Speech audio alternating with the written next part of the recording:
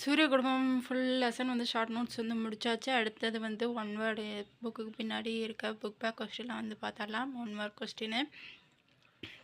First வந்து பேரண்டம் உருவாக காரணமான நிகழ்வு. பேரண்டம் எப்படி உருவாகுது அப்படின்னா வந்து பெருவெடிப்பு ஏற்பட்டு தான் வந்து விண்மீன் எல்லாமே பெருவெடிப்பு ஏற்பட்டு உருவாகிறதா விண்மீன், விண்கற்கள், வீழ்கற்கள் எல்லாமே சிறுகோள்கள், குறுமுடல் எல்லாமே வந்து ஒரு பெருவெடிப்பு ஏற்பட்டு தான் வந்து பேரண்டமாக வந்து உருவாகுது. அப்போ பெருவெடிப்பு தான் வந்து ஆன்சர்.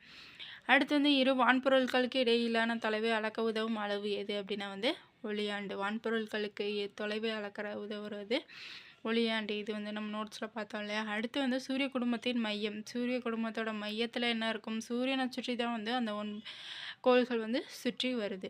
அப்போ சூரியன் தான் வந்து மையத்தில் இருக்கும். அடுத்து வந்து கோள் என்ற வார்த்தையின் பொருள். கோள்னா என்ன அப்படின்னா வந்து சுற்றி வருபவர். இது பார்த்தோம் இல்லையா. கோள்னா வந்து சுற்றி வர்றதுக்கு பேர் தான் வந்து கோள் அப்படின்னு வந்து பொருள்.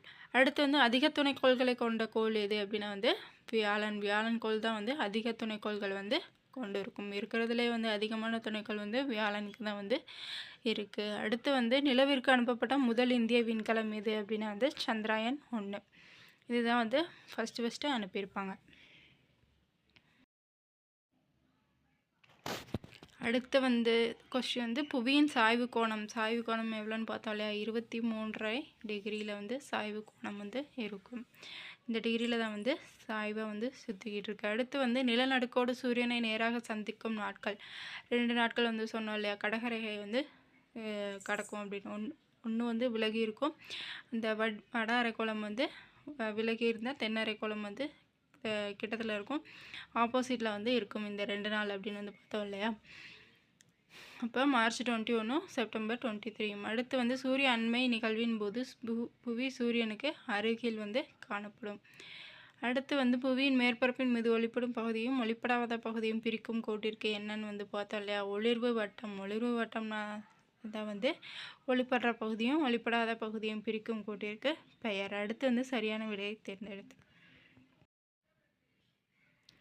அடுத்து வந்து புவி தன் அச்சில் சுழல்வதை இவ்வாறு அழைக்கிறோம். அச்சில் சுழல்வதை என்னன்னு அழைக்கிறோம்னா சுழல்தல். சுழல்தான் வந்து கரெக்டான ஆன்சர். அடுத்து வந்து மகர ரேகையில் சூரிய கதிர்கள் செங்குத்தாக விழும் நாள் அது எப்போ அப்படின்னா வந்து டிசம்பர் 22. டிசம்பர் 22 தான் வந்து சூரிய கதிர்கள் வந்து செங்குத்தாக விழுகும் மகர ரேகையில். சரிங்களா. கடகரேகை வந்து வேறு, மகர ரேகை வந்து வேறு. கடகரேகையில் வந்து செப்டம்பர் 23யும் அந்த மார்ச் 21 வந்து பார்த்தோம் இல்லையா.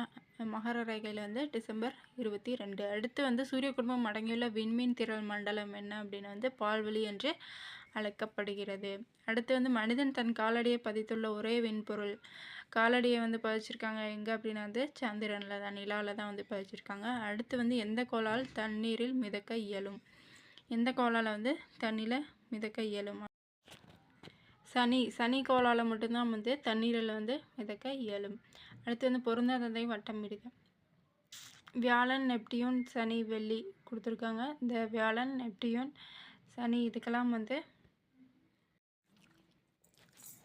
துணைக்கோள்கள் வந்து இருக்குது. வெள்ளிக்கும் புதனுக்கும் மட்டும்தான் வந்து துணைக்கோள்கள் இல்லை. அப்போ வெள்ளி ஒன்று தான் டிஃப்ரெண்ட்டாக இருக்குது.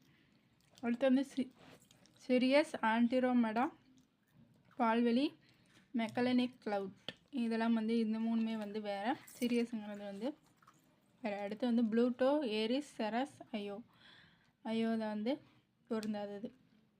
அடுத்து வந்து வால்விண்மீன், சிறுகோள், விண்மீன்கள், குருளைக்கோள்கள். வால்விண்மீன், சிறுகோள் இதெல்லாம் வந்து இது குருளைக்கோள்களோட வந்து டிஃப்ரெண்ட்டாக இருக்கிறது. அடுத்து வந்து தரை ஊர்தி, சுற்றுக்களம், வானூர்தி, விண்கலம்.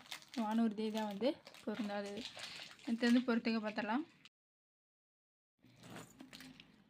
வெப்பமான கோள் எது அப்படின்னா வந்து வெள்ளி தான் ரொம்ப வெப்பமான கோள். அடுத்து வளையம் உள்ள கோள் எது அப்படின்னா வந்து சனிக்கு மட்டும்தான் வந்து வளையம் இருக்குது. செந்நிற கோள் அப்படின்னா வந்து செவ்வாய்.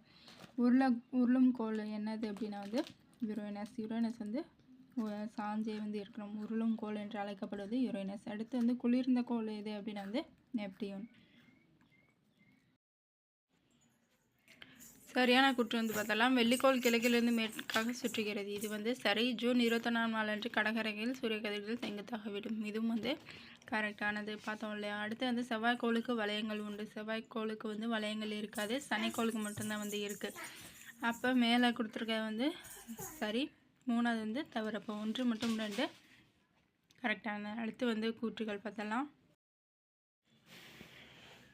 புவி நீர்க்கோளம் என அழைக்கப்படுகிறது. புவி வந்து ஒரு நீர்க்கோளம் தான். அடுத்து வந்து புவி தன் அச்சில் சுழல்வதால் பருவ காலங்கள் ஏற்படுகின்றன. இது வந்து தவறு. ஏன்னா இரவு பகல் தான் வந்து ஏற்படும். பருவ காலங்கள் வந்து சுழல்வதனால வந்து ஏற்படாது. அப்போ கூற்று 1 சரி, 2வது வந்து தவறு. அடுத்து வந்து விண்மீன்களின் தொகுப்பு விண்மீன் திரள் மண்டலம் என்று அழைக்கப்படுகிறது. விண்மீன்களோட தொகுப்பு வந்து விண்மீன் திரள் மண்டலம். அடுத்து வந்து சூரிய குடும்பத்திற்கு அருகில் உள்ள விண்மீன் திரள் மண்டலம் எது அப்படின்னு வந்து ஆண்ட்ரோமேடா. பிரகாசமான கோள் அப்படின்னு எது அப்படின்னா வந்து வெள்ளி. இதை வந்து பார்க்கலாம் அப்படின்னு வந்து சொன்னோம் இல்லையா. பிரகாசமான கோள் வந்து வெள்ளி. உயிரினங்களை உள்ளடக்கிய கோளம் எது அப்படின்னா வந்து உயிர்கோளம். அடுத்து 364 நாட்கள், 365 நாள் வந்து சாதாரண வருடம், 366 நாள் லீவ் வருடம். இதோட அவ்வளோதான். புக் பேக் கொஷின் வந்து முடிஞ்சிருச்சு. அடுத்த வீடியோவில் வந்து அடுத்த லெசன் வந்து ஸ்டார்ட் பண்ணிடலாம். இந்த வீடியோ பிடிச்சிருந்தா லைக் பண்ணி ஷேர் பண்ணி மறக்காமல் சப்ஸ்கிரைப் பண்ணிக்கோங்க. தேங்க்யூ.